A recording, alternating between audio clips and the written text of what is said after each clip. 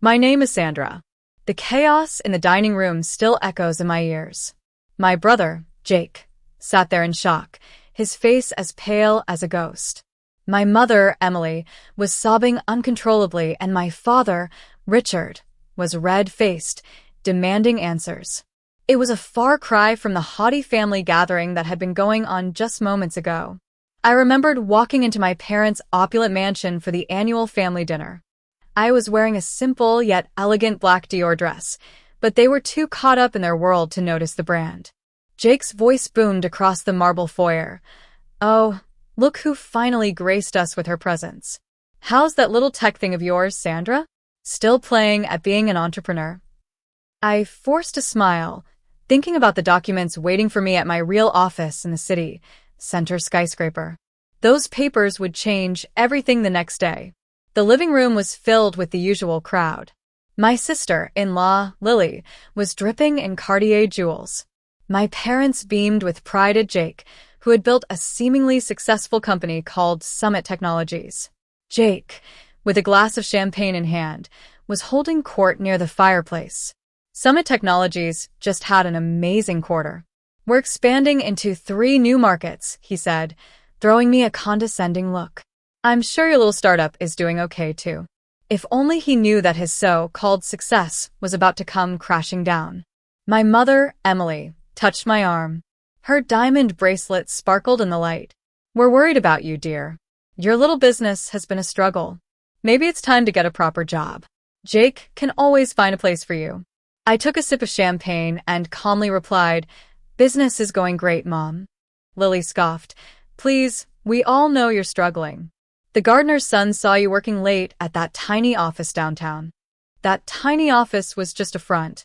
My real headquarters occupied the top 3 floors of the most iconic building in the city, but they didn't need to know that yet. During dinner, Jake dominated the conversation, bragging about how they were about to close the biggest deal in the company's history. "Once we acquire Horizon Tech, we'll be unstoppable," he boasted. I hid my smile behind my wine glass, knowing that Horizon Tech had already accepted a better offer for my company, Nova Innovations. Just then, my father, Richard, turned to me with a disappointed look. "Your brother tells me your little startup is trying to compete in the enterprise software market. Isn't that a bit too ambitious for you?" Before I could respond, my phone buzzed. It was my assistant, Mia. She would never interrupt family dinner unless it was urgent. I stepped aside to take the call. "Miss last name. The board has approved all the layoffs at Summit Technologies. We're ready to restructure the company tomorrow morning. Do you want to approve the full list?" I looked back at the dining room, at Jake still bragging and Lily showing off her new necklace. "Yes, approve all of them, including Jake," I said loudly enough for them to hear. The silence that followed was deafening. Jake's face turned white and he stammered, "What are you talking about? What layoffs?" I walked back to the table and said with a smile, "Nova Innovations has acquired controlling interest in Summit Technologies. As of tomorrow, we're restructuring the whole company." Jake sputtered, "That's impossible. You don't have the resources." I pulled out my phone and showed him my bank balance. "Actually, I have exactly what I need." The room erupted in chaos. My father demanded explanations, and my mother started crying. Jake just sat there, finally realizing that his little sister had outplayed him. The next morning, I arrived at my office in the Nova Tower, which I also owned. From my window, I could see the chaos at Summit Technologies across the street. Mia met me in the elevator. "The news is out. Summit Technologies stock is down 40% in pre-market trading. Jake has been trying to reach you since 6 a.m. He's made 50 missed calls." My parents and Jake soon showed up in my office. My mother burst in, her designer suit in disarray. My father followed, his face red with anger. "What is the meaning of this?" he demanded. But then he stopped as he took in the grandeur of my office. I calmly explained that Summit Technologies was on the verge of bankruptcy due to Jake's mismanagement. I pulled up the financial reports on the screen, showing 20 failed product launches, 40 million in unauthorized expenses, and a fraud scandal that Jake had covered up. Jake stormed in, shouting, "You can't do this to me. I built that company." I pressed a button, and the wall screen showed the complex web of acquisitions and how I had spent the last year quietly buying up his debt and stabilizing his failing projects. You nearly destroyed the company. Nova Innovations is now a $4.5 billion technology empire, and Summit Technologies is just our latest acquisition. You're about to learn what real leadership is. Jake begged for a position. I offered him a junior project manager role, reporting directly to my VP of operations, and the same to his executive team if they qualified.